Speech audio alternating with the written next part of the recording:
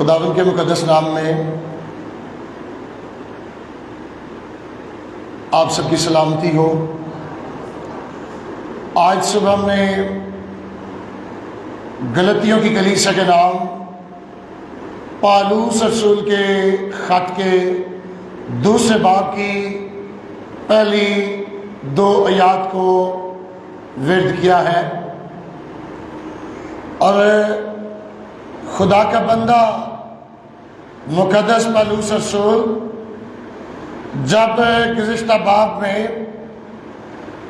اپنی رسالت اور اپنے پیغام کا دفاع کرتا ہے، تو پھر دوسرے باب میں وہ یہ بات گلتیوں کی کلیسیا کو لکھتا اور کہتا ہے، آخر 14 برس کے بعد میں برناباس کے ساتھ پھر یروشلم کو گیا اور تیتس کو بھی ساتھ لے گیا۔ اگر آپ پہلے باب کی 18ویں اور 19ویں آیت پڑھیں تو وہاں پر بھی مقدس پالوس رسول نے اپنے یروشلم میں جانے کا بیان کیا ہے۔ 18ویں اور 19ویں آیت پہلے باب کی یوں مرقوم ہے، پھر 3 برس کے بعد میں کیفا سے ملاقات کرنے کو یروشلم گیا۔ جب دمشق کی راہ پر پالوس رسول کی ملاقات خداوند یسوع مسیح سے ہوئی تھی، تو اس کے بعد وہ 3 سال کے بعد پہلی دفعہ یروشلم میں پطرس سے جا کر ملا اور وہاں پر 15 دن اس کے پاس رہا۔ لیکن دوسری مرتبہ ہم یہاں پر دیکھ رہے ہیں دوسرے باب کی پہلی آیت میں کہ خدا کا بندہ پالوس رسول 14 برس کے بعد دوبارہ یروشلم میں گیا، اور جب دوبارہ گیا تو وہ اپنے ساتھ برناباس کو اور تیتس کو لے کر گیا۔ لیکن اگر آپ پہلے باب کے سارے مرکزی خیال اور اہم نقطے سے واقف ہیں تو آپ کو یاد ہوگا کہ خداوند کے بندے پالوس رسول نے پہلے باب میں جس نقطے پر زور دیا وہ یہی تھا کہ اس کا پیغام خداوند کی طرف سے ہے۔ اس نے کسی انسان سے اس پیغام کو، اس انجیل کو نہیں لیا، یہاں تک کہ وہ رسولوں کے پاس بھی گیا 3 برس کے بعد، اور پھر وہ 14 برس کے بعد بھی گیا، لیکن اس نے اس انجیل کو، اس پیغام کو جو ہے وہ کسی شاگرد سے نہیں لیا۔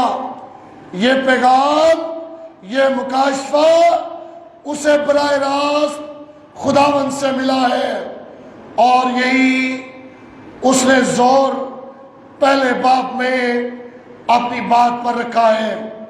اور ہم دیکھتے ہیں دوسرے باب کی پہلی آیت کے دوسرے حصے میں کہ وہ برناباس کے ساتھ پھر یروشلم کو گیا اور تیتس کو بھی ساتھ لے کر گیا۔ اگر آپ میرے ساتھ دیکھیں اعمال کی کتاب، اس کا 4تھا باب اور اس کی 36ویں اور 37ویں 2 یاد دیکھیے گا، تو یہاں پر آپ کو یہ دونوں اشخاص ملیں گے، پہلے برناباس اور پھر تیتس۔ 36ویں اور 37ویں میں لکھا ہے، اور یوسف نام ایک لاوی تھا جس کا لقب رسولوں نے برناباس یعنی نصیحت کا بیٹا رکھا تھا، اور جس کی پیدائش کپرس کی تھی، اس کا ایک کھیت تھا جسے اس نے بیچا اور قیمت لا کر رسولوں کے پاؤں میں رکھ دی۔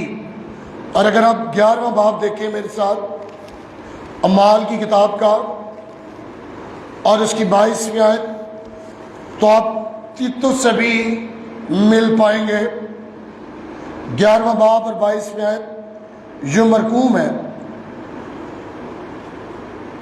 ان لوگوں کی خبر یروشلم کی کلیسیا کے کانوں تک پہنچی اور انہوں نے برناباس کو انطاکیہ تک بھیجا۔ یہاں پر یروشلم میں یہ دونوں اشخاص، یہ دونوں حوالہ جات برناباس کے متعلق ہے۔ اعمال کی کتاب میں آگے جا کر آپ کو تیتس کے بارے میں ملتا ہے۔ یہ یروشلم کی کلیسیا میں دونوں ہی بڑے جنٹل مینز اور معزز اشخاص کے طور پر ملیں گے۔ تیتس جو ہے یہ غیر قوم سے مسیح کو قبول کر کے جو وہ مسیح بنا تھا، اور یہ پولس کا ساتھ دینے والے لوگ تھے، اور یہ تیتس پولس کا بڑا پیارا تھا۔ اور پولس جب یروشلم سے یا دیگر دوسرے اقوام سے مسیح ہونے والوں سے ہدیہ جات اور تحائف اکٹھے کرتا تھا تو یہ تیتس کو بھیجتا تھا، کیونکہ یہ تیتس پولس کا بہت ہی قابل بھروسہ اور خدمت میں ساتھ دینے والا شخص تھا۔ اور یہاں پر وہ بتاتا ہے، اور میرا جانا مکاشفہ کے مطابق ہوا۔ پولس خدا کی ہدایت پر 14 سال بعد یروشلم میں گیا تھا۔ کسی نے نہ دعوت دی تھی نہ بلایا تھا، بلکہ خداوند نے اسے جانے کے بارے میں کہا، اور یہ خدا کے کہنے پر خدا کی مرضی میں فکس ہو کر اس جگہ پر گیا تھا۔ اس کے کوئی زیادہ رشتہ داری، تعلق، سورس یا زیادہ گھرانے واقف نہیں تھے کہ یہ وہاں پر جاتا، بلکہ اس نے اپنے آپ کو خدا کی مرضی پر ڈپینڈنگ خادم رکھا تھا، تاکہ اپنی زندگی میں خدا کی مرضی کو پورا کرے۔ اور ہم آگے دیکھتے ہیں کہ لکھتا ہے، اور جس خوشخبری کی غیر قوموں میں منادی کرتا ہوں وہ ان سے بیان کی۔ اس کا ذکر آپ کو اعمال کے 11ویں باب کی 27ویں آیت سے 30ویں آیت میں ملے گا۔ دیکھیے میرے ساتھ 11واں باب اور 27 سے 30 آیت یوں لکھا ہے، انہی دنوں میں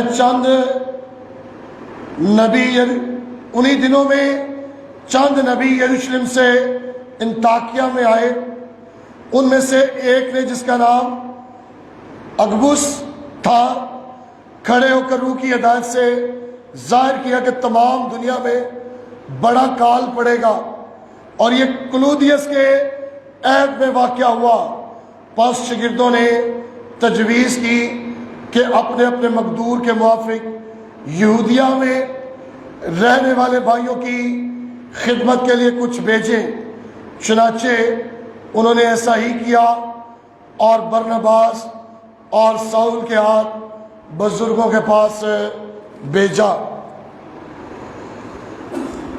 یہاں پر یروشلم میں جب دوسرے شہروں کے لوگوں نے کال پڑنے کی وجہ سے اپنے تحائف یروشلم کے بزرگوں کو بھیجے، تب وہاں کے رہنماؤں کو پولس نے یقین دلایا کہ وہ کس طرح غیر قوموں میں یسوع مسیح کی خوشخبری اور انجیل سنانے میں فرما بردار ہے، وہ کس طرح دیانتداری کے ساتھ یسوع مسیح کے مرنے اور جی اٹھنے کی منادی کرتا ہے۔ اس وقت کلیسیا میں ایک خاص جھگڑا سال اٹھائے ہوئے تھا۔ یہودی یہ کہتے تھے کہ یہ کیسے ہو سکتا ہے کہ غیر قومیں یہودی بنے بغیر وہ موسیٰ کی شریعت کو قبول کیے بغیر، وہ ختنہ موسیٰ کی شریعت کے مطابق کیے بغیر کیسے مسیحی بن سکتے ہیں، کیسے انہیں نجات مل سکتی ہے۔ انہوں نے اپنی زندگی میں یہودیت کو تو اپنایا نہیں ہے۔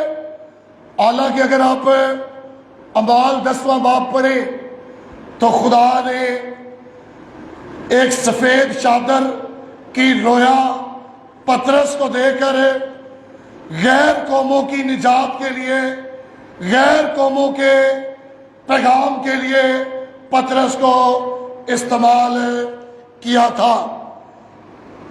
لیکن یہاں پر جو منظر ہے وہ یہ تھا کہ یہودی یہ کہتے تھے کہ خدا غیر قوموں کو کیسے نجات دے سکتا ہے، نجات صرف یہودیوں کے لیے ہے، اس لیے پہلے غیر قوم کے لوگوں کو یہودی بننا ضروری ہے تاکہ وہ موسیٰ کی شریعت پر کے متحد ہوں اور اس کے بعد وہ مسیح میں نجات کو حاصل کر سکتے ہیں۔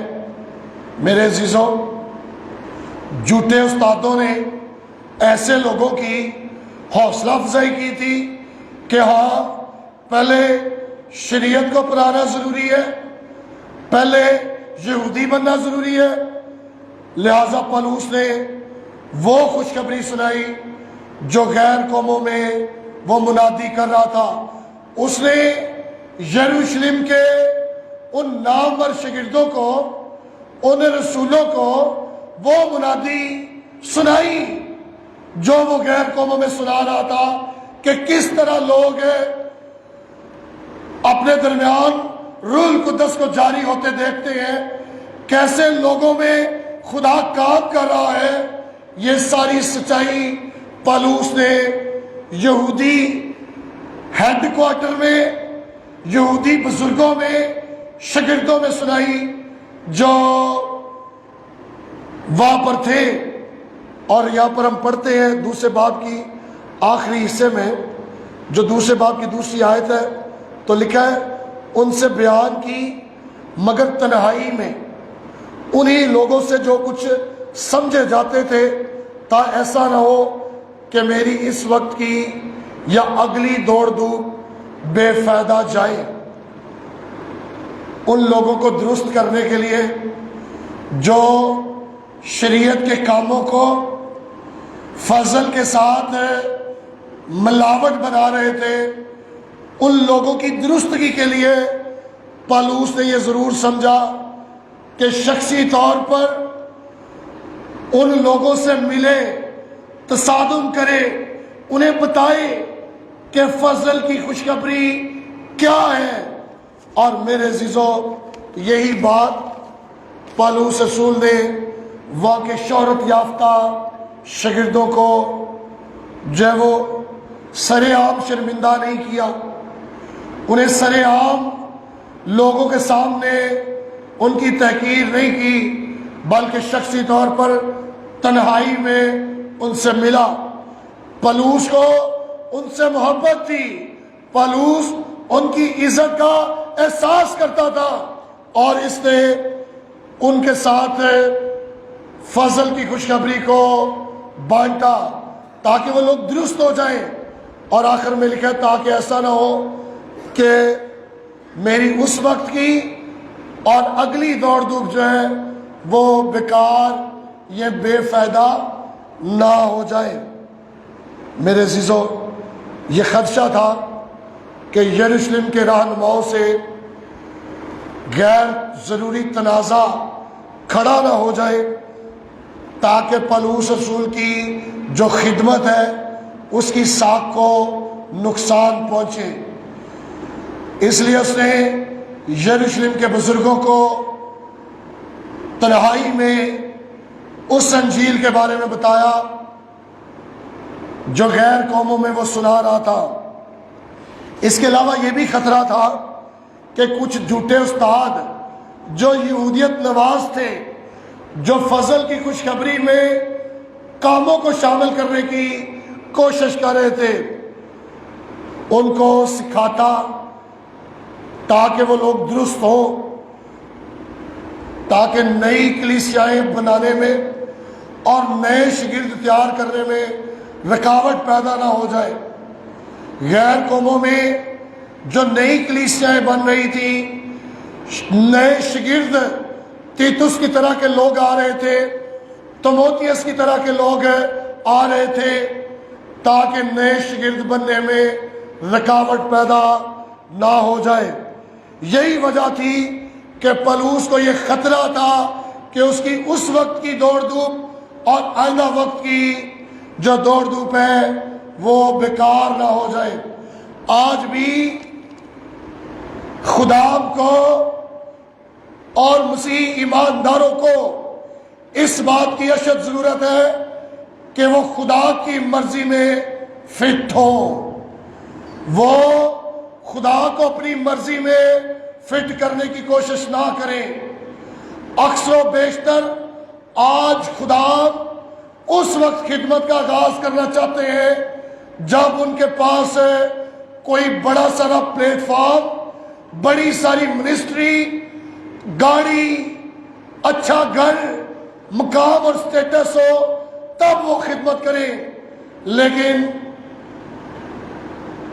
ہمیں کبھی بھی خدا کو اپنی مرضی میں فٹ نہیں کرنا چاہیے، بلکہ بطور مسیح ایماندار اور بطور خادم اپنے آپ کو پیش کرنا چاہیے کہ خدا جس طرح سے چاہتا ہے ہم استعمال ہوں، تاکہ ہماری خدمت پھلدار ہو، تاکہ ہم نئی کلیسیائیں اور نئے شاگرد تیار کر سکیں اور اپنے مخالفین کو بھی بہتر طور پر قائل کر سکیں، تاکہ ہماری خوشخبری میں، ہماری خدمت میں ہارڈلز اور رکاوٹیں نہ ہوں۔ خداوند ہمیں پولس کی خدمت سے اور اس کی فرما برداری سے یہ سکھائے کہ ہم بھی فرما بردار مسیح بنے۔